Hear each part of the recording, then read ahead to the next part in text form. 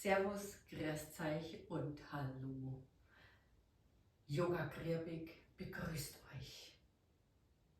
Namaste.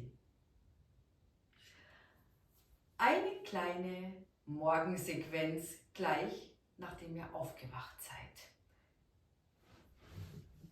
Die beginnt im Liegen im Bett.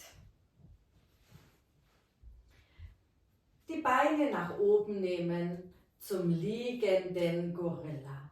Mit den Fingern den Großzeh umfassen, die Beine nach oben stemmen.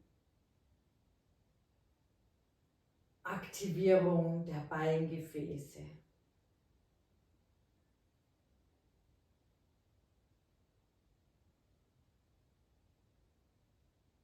Die Beine wieder nach unten bringen, auslegen.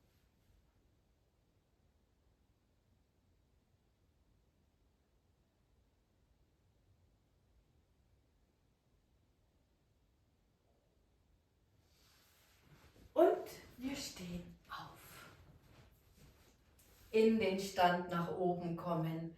Der seitliche Halbmond, die Füße stehen aneinander. Die Arme nach oben, die Handflächen berühren sich. Versuchen in der Körpermitte zu bleiben, wenn wir uns zur Seite beugen. Wir fangen mit der rechten Seite an und zur linken Seite. Anregend, vitalisierend.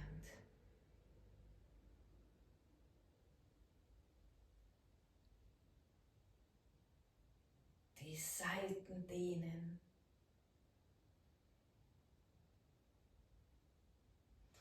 Die Arme wieder nach unten bringen, die Beine öffnen sich hüftbreit.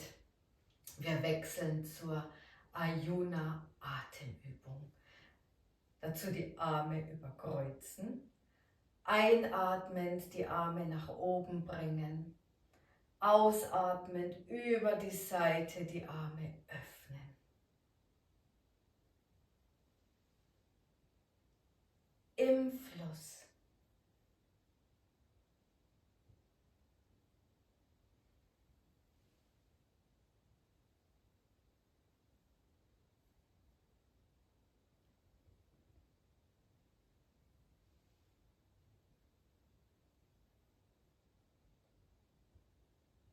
Schon seid ihr gut vorbereitet, um in den neuen Tag zu starten. Namaste.